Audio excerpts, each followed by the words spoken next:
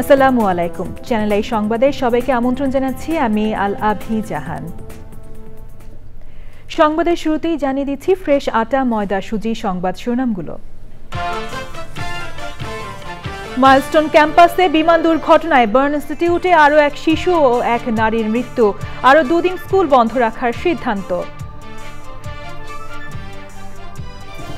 সরকারের জবাবদিহিতা না থাকায় দুর্নীতি কয়েক গুণ বেড়েছে বলে বিএনপি মহাসচিবের অভিযোগ। ট্রাম্পের শুল্ক বিষয়ে কি করা হচ্ছে জানা যাচ্ছে না মন্তব্য।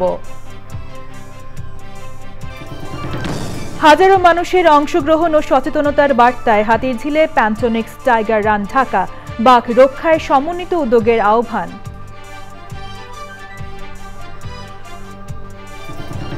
এবং যশোর সদরের অটো পার্টস ব্যবসায়ীর শখের খামার এখন সফল বাণিজ্যিক উদ্যোগ, কর্মসংস্থানের পাশাপাশি নিরাপদ খাদ্যের সংস্থান।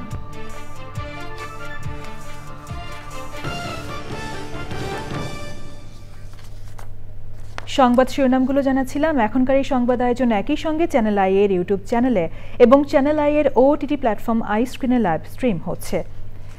এবার বিস্তারিত। রাজধানীর উত্তরায় মাইলস্টোন স্কুল অ্যান্ড কলেজ ক্যাম্পাসে যুদ্ধ বিমান বিধ্বস্তের ঘটনায় সকালে জাতীয় বার্ন ও প্লাস্টিক সার্জারি ইনস্টিটিউটে চিকিৎসাধীন জারিফ নামে আরও এক শিশু এবং মাসুমা নামে এক নারী মারা গেছেন। বার্ন ইনস্টিটিউট কর্তৃপক্ষ জানিয়েছে কয়েকজনের অবস্থা আশঙ্কাজনক। এই বিষয়ে জানতে জানাতুল বাকিয়া কেকার কাছে যাচ্ছি, তিনি বার্ন ইনস্টিটিউটে আছেন। কেকা, দগ্ধ ও আহতদের ব্যাপারে আপডেট কি আছে আপনার কাছে আমাদের জানাবেন।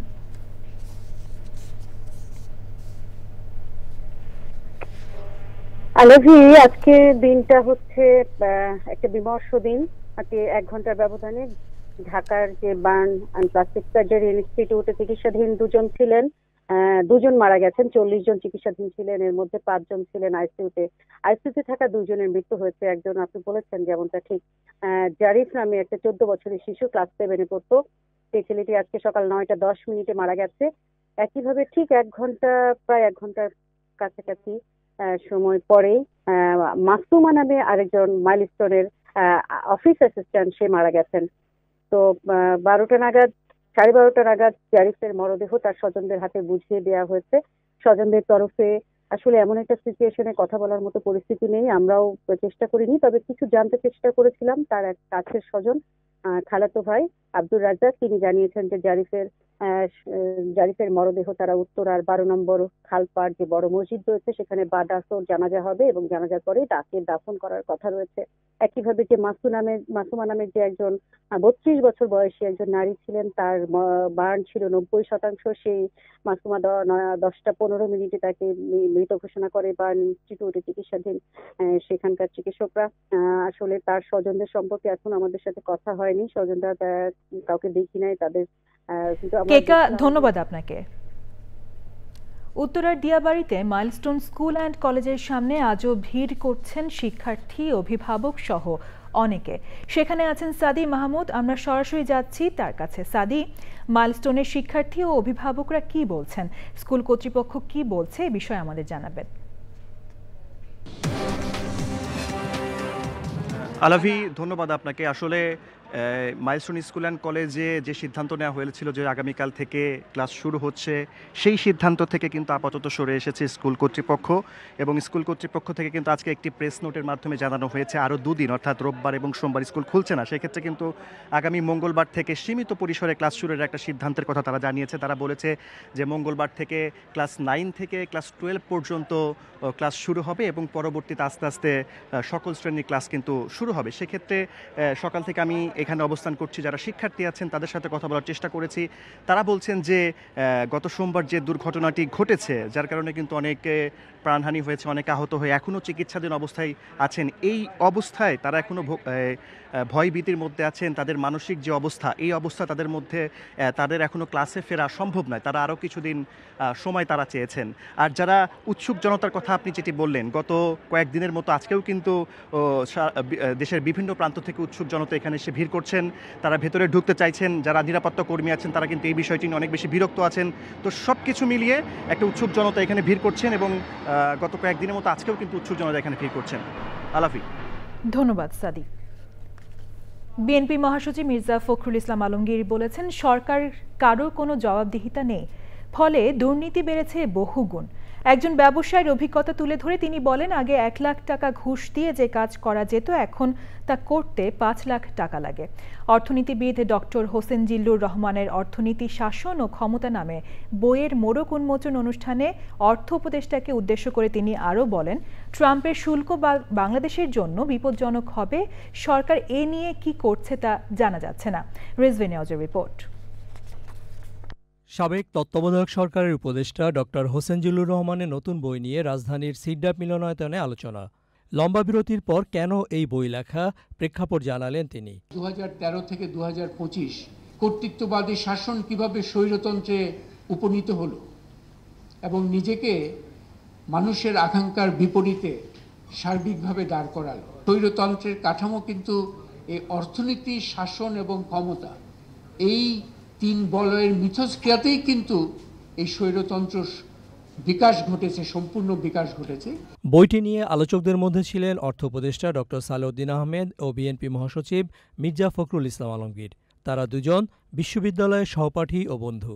গতকালই একজন বড় ব্যবসায়ী আমার সঙ্গে দেখা কথা হলো, তিনি বলছেন যে আগে ঘুষ দিতাম 1 লাখ টাকা, এখন দিই 5 লাখ টাকা।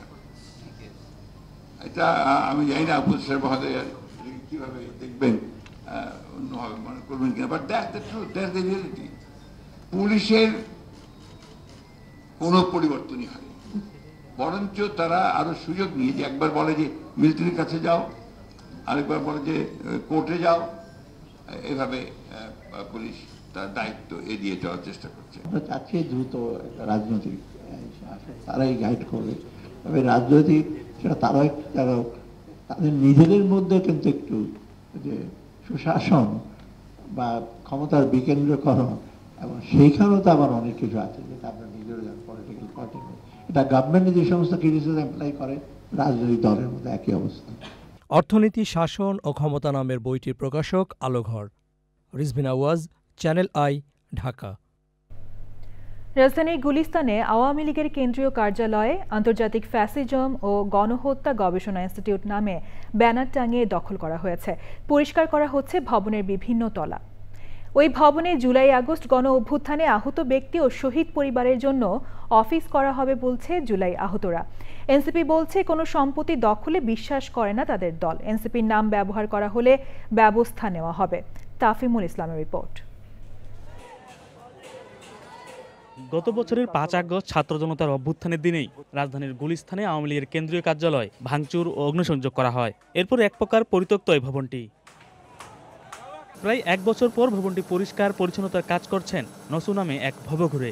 কোনো এক বড় ভাইয়ের নির্দেশে পরিষ্কার করার কথা জানিয়েছেন তিনি।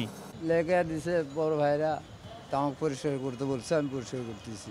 জুলাই যোদ্ধা পরিচয় দেওয়া কয়েক ব্যক্তি বললেন, অফিস করা হবে জুলাই আহতদের জন্য। এই জায়গাটাকে এমনভাবে স্মৃতি হয়ে রাখা উচিত যাতে নতুন কোনো ফ্যাসিস্ট জন্ম নেওয়ার আগে মিনিমাম 1000 বার চিন্তা করে। জুলাইয়ের সম্মুখে যারা ছাত্র জনতা আছে তারা বিবেচনা করলো যে গবেষণা ইনস্টিটিউটে এবং সামনে যারা প্যাসিবাদ হয়ে আসার জন্য চেষ্টা করবে তারা যেন প্যাসিবাদ না হতে পারে। ভবনটি থেকে পানি নিষ্কাশনের কাজ করছেন ওয়াসার লাইনম্যান পরিচয় দেওয়া এই ব্যক্তি।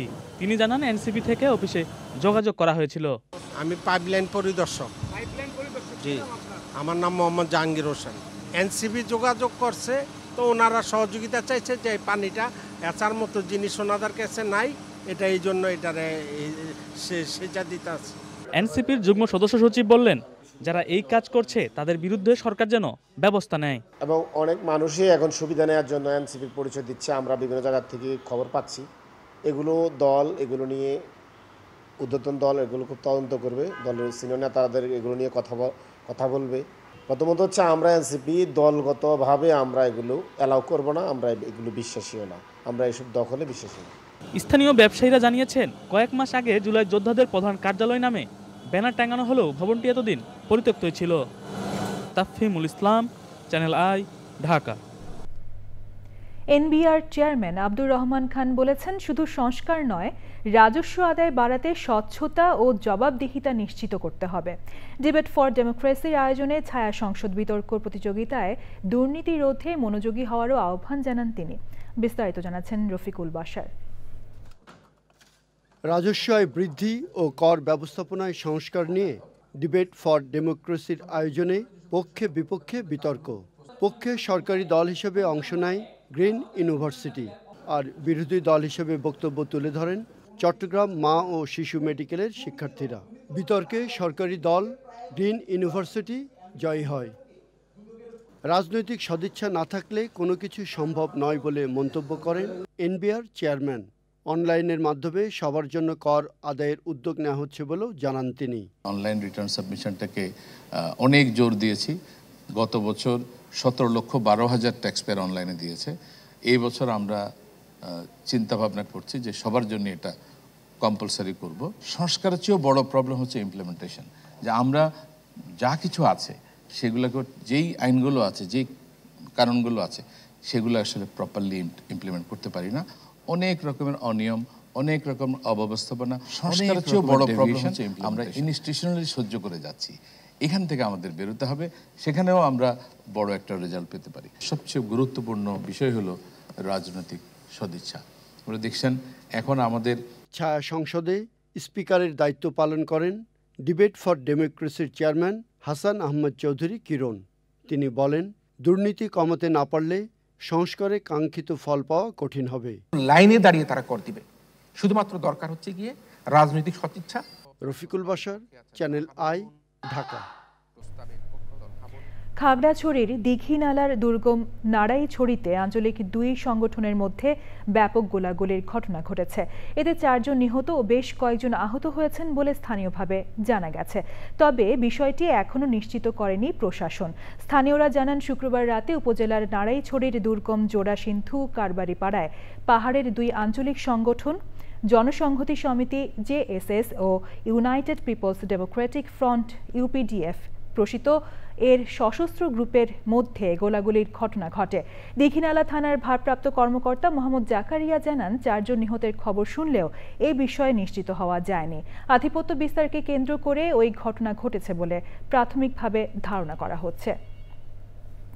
হাজারো মানুষের স্বতঃস্ফূর্ত অংশগ্রহণ ও সচেতনতার বার্তায় রাজধানীর হাতিরঝিলে প্যান্টোনিক্স টাইগার রান ঢাকা 2025 নামে মিনি ম্যারাথন হয়েছে।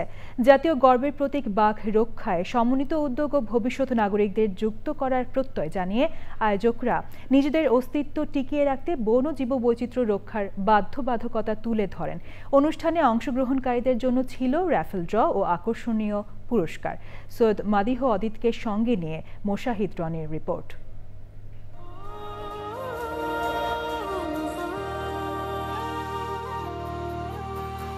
ভালোবাসি বনের যত প্রাণী, ভালোবাসি বনের গর্বের বাঘ। মেঘলা ভোরে রাজধানীতে তখনও শুরু হয়নি চিরায়ত ব্যস্ততার বন্দনা।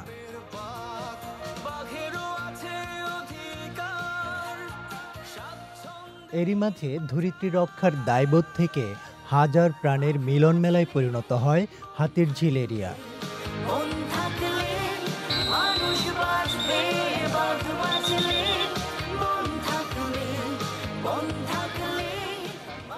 নানা শ্রেণী পেশা আর বয়সের মানুষের পাশাপাশি অভিভাবকদের হাত ধরে হাজির হয় এক ঝাঁক কোমল প্রাণ শিশু।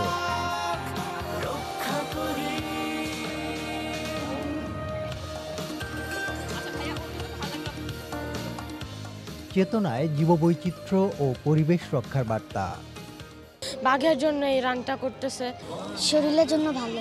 এই রানিং এর মাধ্যমে বাঘ সংরক্ষণ প্রচার হয়ে যাচ্ছে সারা বাংলাদেশে। বাঘ বাঁচলে সুন্দরবন সুন্দর হবে। অ্যাওয়ারনেস বিল্ড আপের জন্য এবং সোসাইটিকে একটা মেসেজ দেওয়ার জন্য এটা খুবই ভালো একটা উদ্যোগ। তো আমাদের যেহেতু রয়্যাল বেঙ্গল টাইগার আমাদের বাংলাদেশের একটা জাতীয় সম্পদ, তো ওই সম্পদ রক্ষার্থে আমাদের সচেতনতা বৃদ্ধির জন্য দৌড়টা হচ্ছে। বাঘদের রক্ষা করার জন্য একটা রান হচ্ছে। সুন্দর আয়োজন ছিল। শুধু বাঘ রক্ষায় না, প্রকৃতি রক্ষায় সবার এগিয়ে আসা উচিত। রয়্যাল বেঙ্গল টাইগার আস্তে আস্তে এক্সটিংক্ট হয়ে যাচ্ছে, তারা এনডেঞ্জার অ্যানিমাল। সুস্থ থাকার জন্য আসলে রান করাটা খুবই জরুরি। এই ধরনের প্রোগ্রাম সবসময় চাই। For healthy life run is very important. এমন আয়োজন মানুষকে স্বাস্থ্য সচেতন করার পাশাপাশি সুন্দরবন ও বিপন্ন বাঘ সংরক্ষণে ইতিবাচক ভূমিকা রাখবে বলে মত বিশিষ্টজনদের। বাঘকে বাঁচিয়ে রাখার জন্য আমাদের সচেতনতা প্রয়োজন। আপনারা জানেন যে বাংলাদেশে শুধুমাত্র সুন্দরবনে বাঘ আছে। একসময় অনেক জেলায় বাঘ ছিল, কিন্তু এখন সেটি নেই। শুধুমাত্র 3টি জেলায় অবস্থিত সুন্দরবনের মধ্যে বাঘের আবাসস্থল সংকুচিত হয়ে গিয়েছে। বাঘ থাকলে স্বাভাবিকভাবেই লোকালয় থেকে মানুষজন এখানে যাওয়া বন্ধ করে এবং বনায়নটা টিকে থাকে। তো সুতরাং বাঘের সাথে বনের যে সম্পর্ক এবং বন যে মানুষজনকে এবং উপকূলীয় অঞ্চলকে যেভাবে সুরক্ষা করে, এটার যে এই যে কোরিলেশন, এই সচেতনতা খুব গুরুত্বপূর্ণ। যে বাঘ এইখানে আটকা পড়েছে, তারা আর কখনো সিলেটের বনে, কখনো চট্টগ্রামের বনে বা পশ্চিমবঙ্গ হয়ে বিহারে কখনোই আর যেতে পারবে না, যেটা তারা আজ থেকে 200 বছর আগেও করেছে। অতএব আমাদের এই যে এক টুকরো 6000 বর্গ কিলোমিটারের সুন্দরবন, সেইখানে বাঘের জন্য আমরা যে জেল মানুষরা তৈরি করেছি, সেটিকে যেন আমরা অন্তত রক্ষা করতে পারি। শুধু আয়োজন আর আলোচনায় সীমাবদ্ধ না থেকে প্রাণ প্রকৃতি রক্ষায় ধারাবাহিক ও সমন্বিত উদ্যোগে গুরুত্বারোপ করেন প্রকৃতি বন্ধু বীর মুক্তিযোদ্ধা মুকিত মজুমদার বাবু। আমাদের দেশের সবচেয়ে শৌর্য বীর্যের প্রতীক বাংলার বাঘ, সে বাঘকে রক্ষা করার জন্যই কিন্তু এই প্রচেষ্টা এবং এই সচেতনতা বৃদ্ধি করা। আসলে দিন দিন যেভাবে আমাদের এই বাঘের সংখ্যা কমে যাচ্ছে, সেই জন্য আমাদের কিন্তু সবার হাতকে এক করতে হবে এবং আমরা যখনই নানাভাবে আমরা এই কাজটি করব, তখনই কিন্তু আমাদের যে নানা ধরনের প্রাণী আছে এবং আমাদের আশেপাশে যত জীববৈচিত্র্য আছে, সব কিছুকে যদি রক্ষা করতে চাই, আমাদের সবাইকে এগিয়ে আসার জন্য যেই মনোবৃত্তি দরকার, সেটাকেও কিন্তু জাগ্রত করতে হবে। আসলে সচেতনতার বিকল্প নাই এবং সেটা আমরা যত বেশি আমাদের মধ্যে ছড়াতে পারবো, তত কিন্তু আমাদের এই দেশটা ভালো থাকবে, আমরা ভালো থাকবো, আমাদের ভবিষ্যৎ প্রজন্ম ভালো থাকবে। তা আসুন আমরা সবাই হাতে হাত মিলিয়ে এই বাংলার বাঘকে রক্ষা করি এবং আমাদের এই দেশটাকে ভালো রাখার চেষ্টা করি। প্রকৃতি ও জীবন ফাউন্ডেশনের আয়োজনে ম্যারাথনের title sponsor Incepta pharmaceuticals, media partner Channel I এবং রেডিও ভূমি।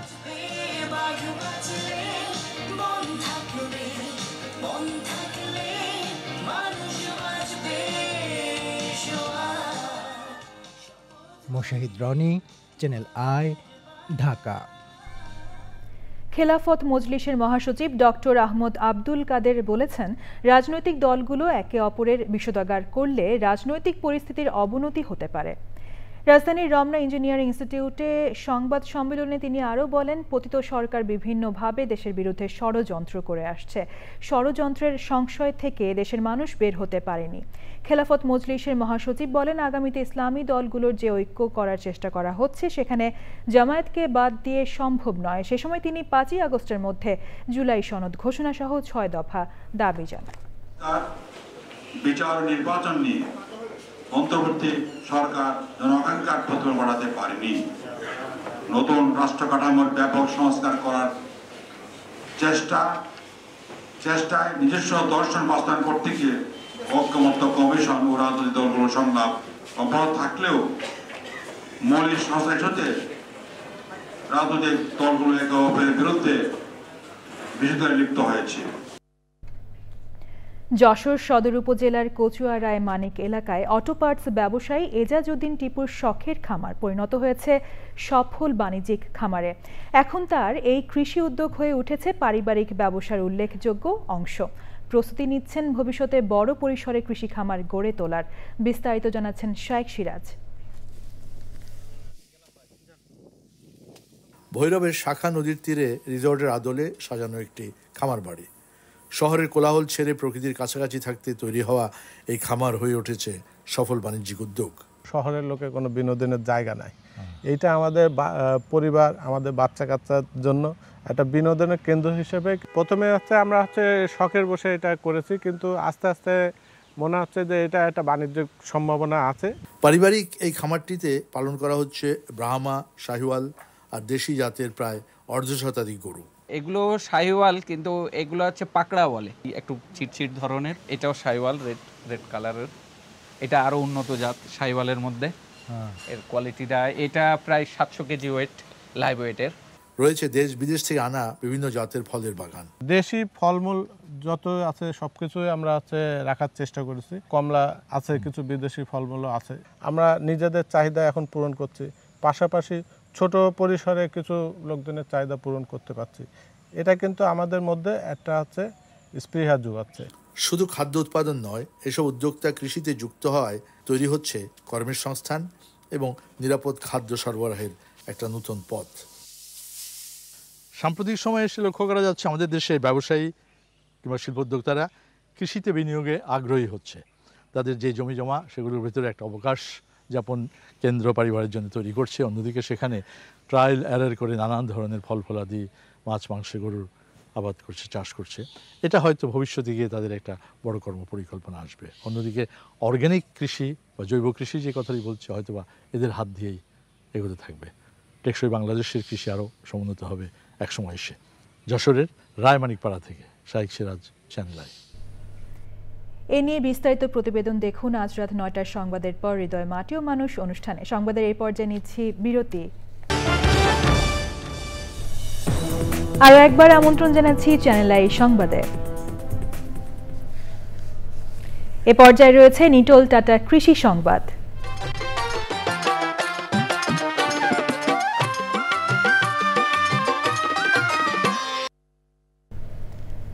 ঝালকাঠিতে এবছর 562 হেক্টর জমিতে পেয়ারা চাষ হয়েছে।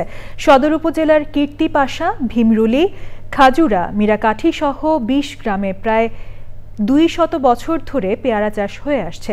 এই এলাকার মানুষের জীবন জীবিকার প্রধান অবলম্বন পেয়ারা। এবার প্রকৃতি সংবাদ।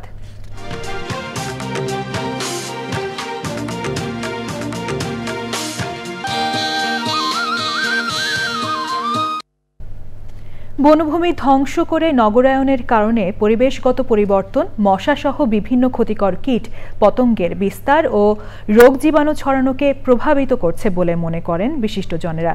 নড়াইলে ডেঙ্গু জ্বর ও করোনা ভাইরাসের প্রকোপ মোকাবেলায় মতবিনিময় সভায় বৃক্ষরোপণ ও জনসচেতনতা বাড়ানোর তাগিদ দিয়েছেন তারা। সবশেষে ফ্রেশ আটা, ময়দা, সুজি সংবাদ শিরোনামগুলো জানিয়ে দিচ্ছি আরও একবার। মাইলস্টোন ক্যাম্পাসে বিমান দুর্ঘটনায় বার্ন ইনস্টিটিউটে আরও এক শিশু ও এক নারীর মৃত্যু। আরও 2 দিন স্কুল বন্ধ রাখার সিদ্ধান্ত। সরকারের জবাবদিহিতা না থাকায় দুর্নীতি কয়েক গুণ বেড়েছে বলে বিএনপি মহাসচিবের অভিযোগ। ট্রাম্পের শুল্ক বিষয়ে কি করা হচ্ছে জানা যাচ্ছে না মন্তব্য। হাজারো মানুষের অংশগ্রহণ ও সচেতনতার বার্তায় হাতিরঝিলে প্যান্টোনিক্স, টাইগার রান ঢাকা, বাঘ রক্ষায় সমন্বিত উদ্যোগের আহ্বান।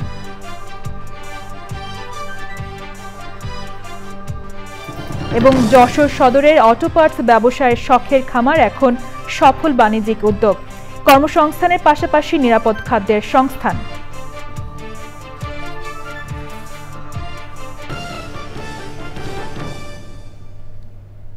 চ্যানেল আই এর সর্বশেষ সংবাদ জানতে ভিজিট করুন channelionline.com। যুক্ত থাকুন আমাদের সোশ্যাল মিডিয়া প্ল্যাটফর্মগুলোর সাথে। পরবর্তী শীর্ষ খবর দেখার আমন্ত্রণ রইল। ধন্যবাদ সবাইকে।